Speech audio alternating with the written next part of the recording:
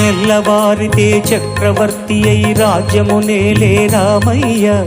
తండ్రి మాటకై పదవిని వదలి అడవులకేగెనయా.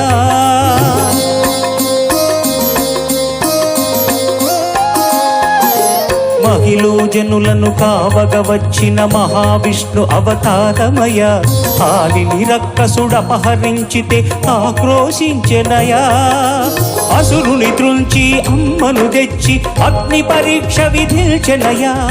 సాకలి నిందకు సత్యము చాటగ కులసతినే విడనాడెనయ. నా రాముని కష్టం లోకంలో ఎవరూ పడలేదయ్యా.